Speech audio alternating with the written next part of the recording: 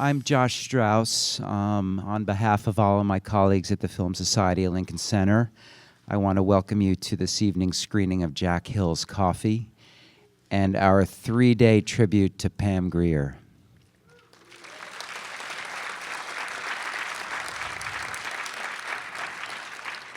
I just want to take this opportunity to acknowledge my friends at Warner Brothers Park Circus and Paramount Pictures, as well as Jamie Stewart, without whom this wouldn't have been possible. And I also want to say that Pam is going to be back tomorrow for Sheba Baby and Foxy Brown. So please come back if you can.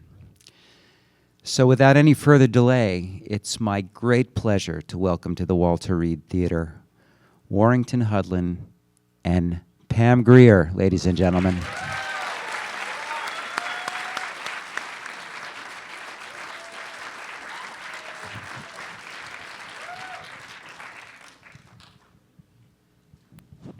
Hardcore New Yorkers. Y'all been drinking, huh? That's why you're here. I want what you're having. You know, I was gonna take a sip of Robitussin and in the night well. You all know Warrington Hudlin. We are like Burns and Allen. You know, Pam, when I told people I was going to be here tonight, they said, "Oh, icon." I said, yes.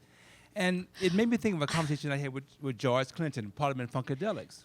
And George said, there's the old school, there's a new school, and there's an always cool. Oh, all right. And besides P-Funk, Pam Grier is always cool. Oh.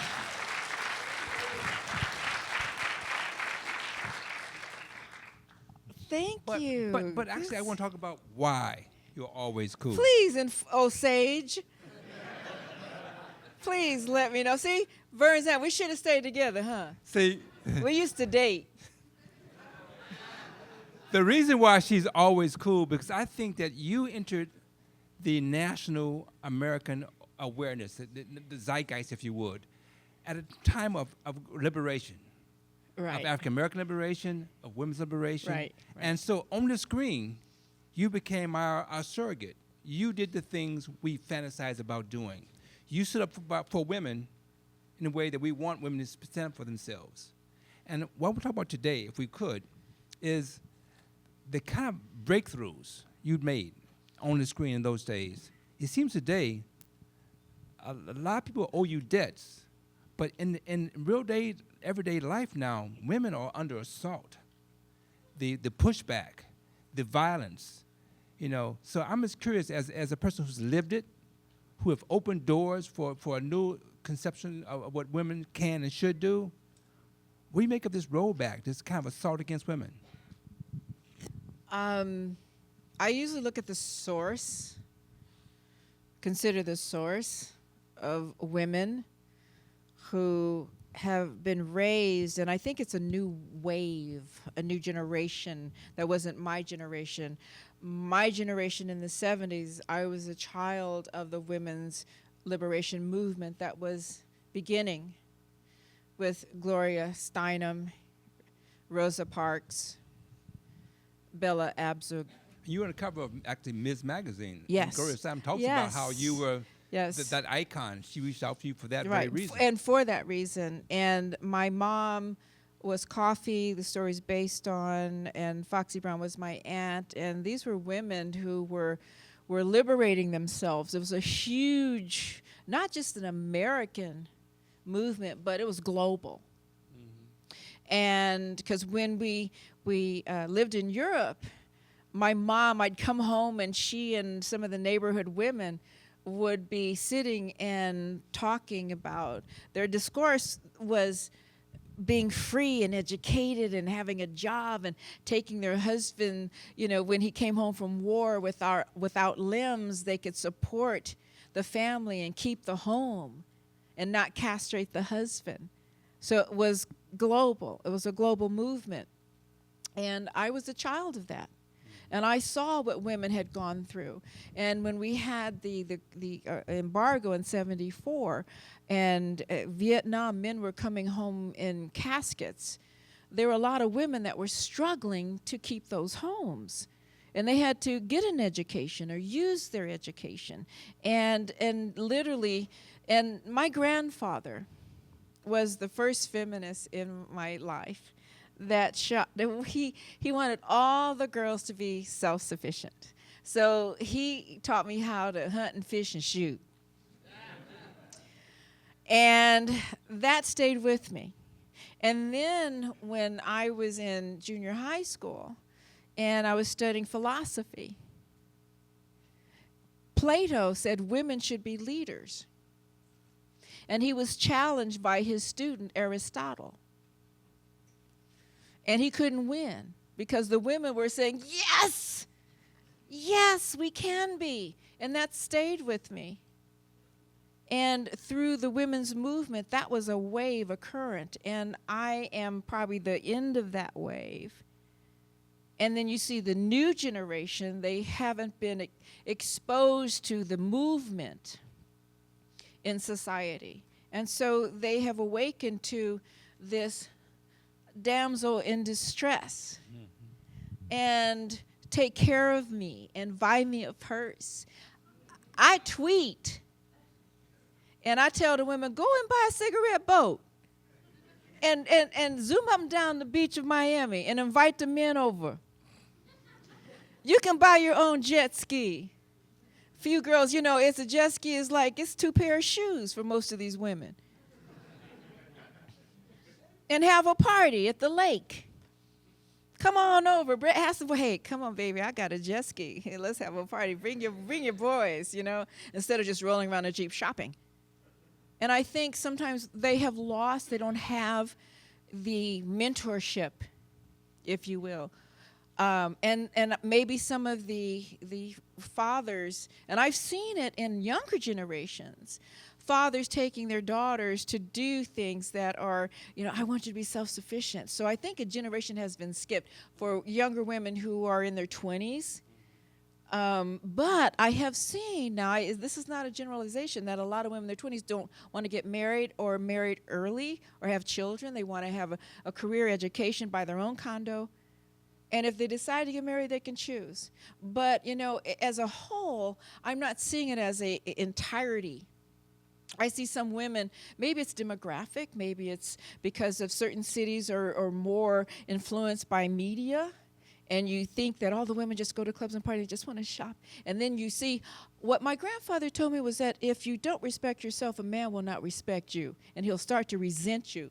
And then you might have hostility because he doesn't want to take care of you. He runs out of the energy of constantly taking care of another adult, a female adult. Then talk about that need for self-perception of respect. What role does film play in that? And what role do you think your films played in that? Well, Coffy was the film that made a statement that said, I'm not going to turn the other cheek. Deal with it. And that was my mom. She was a nurse in Denver in the 70s. And we learned from the fact the ambulance wouldn't come to our neighborhood, and she was always stitching up somebody in the kitchen. And they came to her, and she was a hero because you couldn't go to the hospital. And so she took care of people. And then she went after the drug dealers who were you know, getting our young kids on. And, you know, today, now Colorado is now the Amsterdam of North America. Thank God. But back in the day, if you got caught with the bud or the oof, as they call it, you served 5 to 10. My mom wanted to save our children because they knew how harsh jail and prison was. And you couldn't afford an attorney. So you went to jail. And so my mom said, look at what men are doing to the community. Women have a different perception. You know, they find themselves maybe selling their bodies to feed a child, but it's a man who's pimping her. And if she had the business sense and the leadership and the alphaness, she would be her own pimp. Keep the money for yourself. But you don't have to do that. But what I'm saying is my mom was the leader in the family. She was alpha. And I always tell people, alpha works. Alpha beta doesn't work. You know, they always say, oh, the woman wants to be led. No, she doesn't. Not really, unless she's been taught to. And then she loses her self-esteem. And then the man is mad at her. So given what film does is what I did is I wanted to reflect my mom trying to keep her house while my dad was on a base. And we had to get up, put pants on, and climb up on the house and fix the roof. And they would say, oh, women don't do that. Women don't do that. My stepdad got upset with me when I cut the grass for him when he was sick. Women don't get out there with a lawnmower and cut the grass. I said, but you can't do it, Dad. I'm not trying to castrate you or take your job. Now, talking about cinema, when I had done Coffy and stepped in a man's shoes and started shooting and crashing cars and flying planes and then eventually started castrating and all that stuff,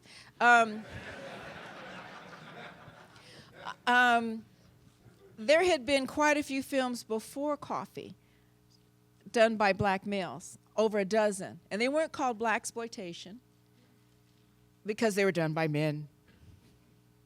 But when I did it, now it's an issue. And when I had a malfunction with a spaghetti strap and it broke and it showed my nipple, it changed the whole evolution of film. Just one little nipple.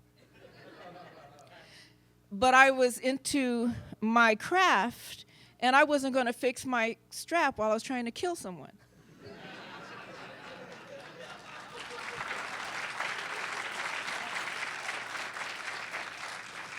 And today, all the women who I herald, Anne Hathaway showed her breast in Love and Other Drugs.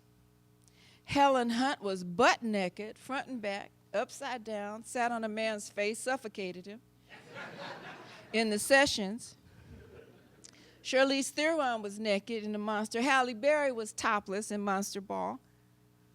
And women are today feeling a little sense of freedom, that they don't have to be afraid, and there's no oppression. Nobody's saying you can't do this, you can't do. And then I had to drink after this when Anne Hathaway had to apologize for her nipples showing through the dress at red carpet. I was like, are you kidding me? Are we 6 years old? Why should she apologize for her nipples? You know, I thought I had opened the door for her and everybody. 45 years later. So yes, cinema has an effect on our society in many ways, and we are so complex. We are not monolithic. We are conservative and modest and liberal and fundamental and Confucian and Buddhist and Hindi and so many things. So I can't answer general questions, but for cultures and countries and states and towns and religions, we can get in discourse that will be so different. And clearly, the things you're saying now were earned from the time you put in. But there was a moment when you first started. You were in what? How old were you in your first movie? 21. So about 21. At that age, it would seem there would be some shock. You know, so talk to me about that moment when you realized that you're about to go into a zone of representation that there was no precedent for that at 21. I hadn't thought about that. I thought all the women were just as free and liberated and embracing the women's movement as I had been. But I remember when I started. Oh, and also add to that my question. The pushback, because it had to be pushback. Because again, anytime you break a new ground, someone's saying, no, go back. They did. They said, oh, you're causing, creating blaxploitation. Because I showed a nipple, because I can shoot, I stepped in a man's shoes. You didn't call it when Fred Williamson and Jim Brown and all these other actors did these same movies with the same formulas, with the same abuse, with the same dragging women across the room. I saw Clint Eastwood movie where he goes in and rapes a woman. You know the movie. It's one of the spaghetti westerns. He went in and raped her to shut her up. That was then.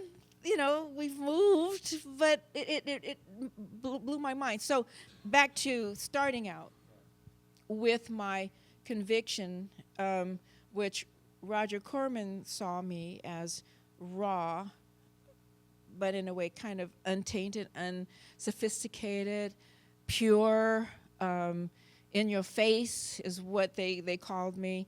And that was because I was comfortable with guns. And I was comfortable with defending myself. I knew the psychology of what it meant. But I also had gone to martial arts films, Japanese and Chinese and where there's beheading all day long. You've seen them early ones, flying through the air, cut everybody up, blood spurting out, you know. But men could do it, but women couldn't. And so when I chose to do this film, it was because I had a third attack. And that attack was I had been raped at 6. I was raped again in college. And the third attack was while I was working in Los Angeles as a starving student with 5 jobs, and I was in my lunch hour, and as a mentor was supposed to mentor me and help me take the right classes, and you should marry a man, you find the best men in college, and you should. And I said, no, I want to be a film student. I want to make films. I was with some students the other night in a van, and they didn't treat me like a woman. I was just crew, and I loved it. And he said, oh, no, you don't do that. Women don't do it. Young ladies don't do that. He was from the old school. And then when he went to PAC, and I was waiting for him to drop me off back at the Agency for the Performing Arts on Sunset Boulevard, he attacked me. He was 300 pounds, and I felt I was going to die that day. And I had already told Roger Corman I was going to take the movie that he had offered because I couldn't leave my jobs to be an actress, and I don't know how to be an actress. A lot of people say, I'll be an actor. I'll take it, I'll do it. But that's false. I couldn't do that, and I couldn't be fired. So I was sticking to my promise to myself. And because of that attack, I called Roger up and said, I'll take that movie. Because at the time, Kareem Abdul-Jabbar had converted to Islam, and he was trying to get me to convert and have children and go to school at the same time, and I could select the second wife and all this. And then I had the attack, and I said, no, men are ruling my life. And I'm getting off course here. I'm working 5 jobs to put myself through school. Roger, I'll take this job, but I can't be fired. I said, you say I have something, but help me. And he said, read Stanislavski, How the Actor Prepares, and I won't fire you. Trust me, I know you can do it. You will bring something. And so I went to the Philippines. And I remember the actresses were saying, oh, Pam, you don't need to learn your lines. It's a B movie. But Stanislavski said, no, there's no such thing as a small movie. And he told me, he said, you know, in a scene, you don't set up to punch, cross the limbs, smack the bitch.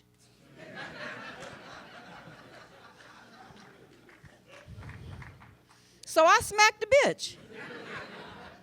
And I smacked her 2 or 3 times. I mean, I did some gangster, you warrior, duke out, and the dailies came out so great. Oh, she's so authentic. She kicked ass. Stanislavski, I was doing Chekhov in a wet T-shirt.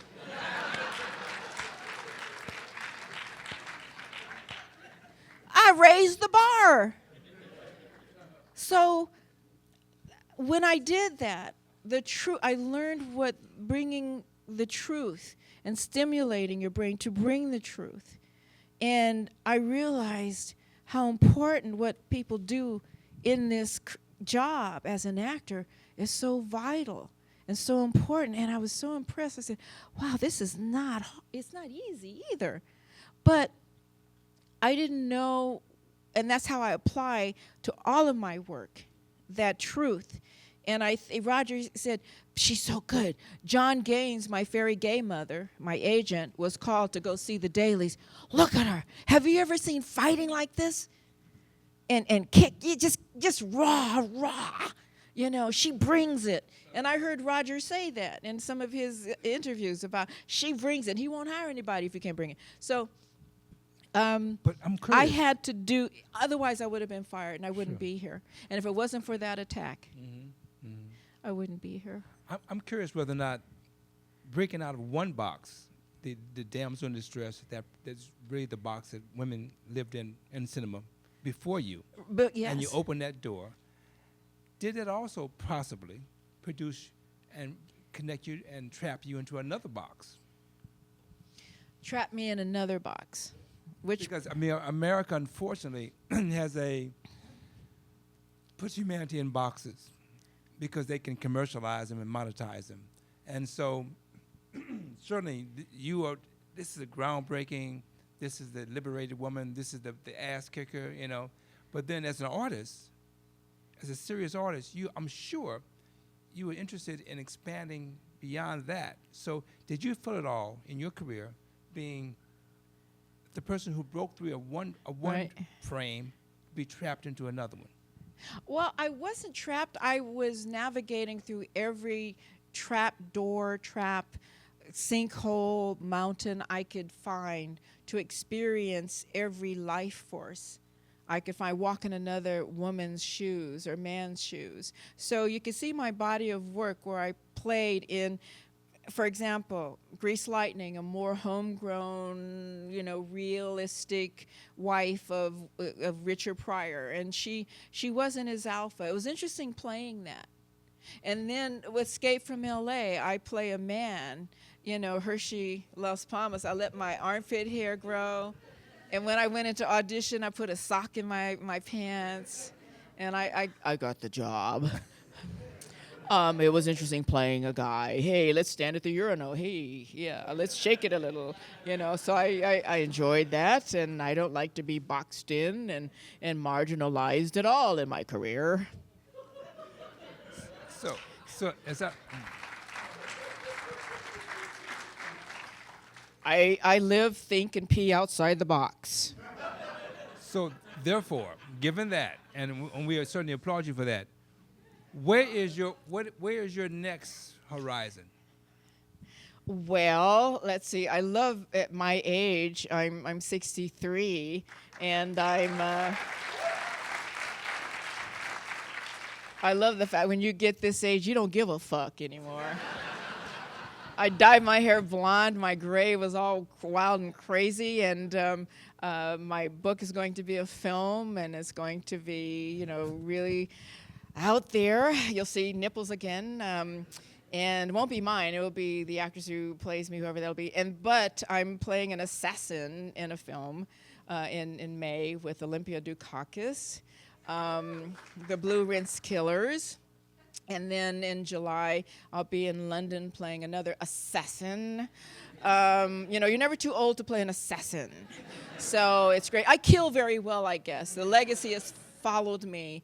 But this British film, these young filmmakers are extremely Quentin Tarantino-esque and Hudlin-esque, and I can't believe that they want me to be in this film, but they told me why I should and who I should be this character, because they're going to have me be so in a way that you don't assume that I have anything threatening about my character, that I'm very benign, but I'm very deadly.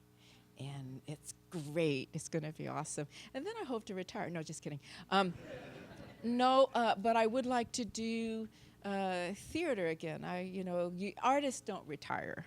There's so much to tell about who we are and that are in our evolution. And so I'm really looking forward to, really working outside the box some more. And I want to wrap up by saying how much we all appreciate what you've done in terms of expanding the box. In fact, if I could share an anecdote, we were having dinner one time in Los Angeles, and in Hotel Nico, and across the other side of the room was Ang Lee and Michelle Yeoh. All right. Oh, Michelle Yeoh. And I looked over, her. and so I said, "Hey, and when Michelle Yeoh looked up and saw it was Pam Grier, you could see the recognition and the respect. That, oh, you made me. You expanded that box, that door, that frame, and I mean, it was no words expressed, but I saw it in her eyes. It's just so amazing. And it made me cry.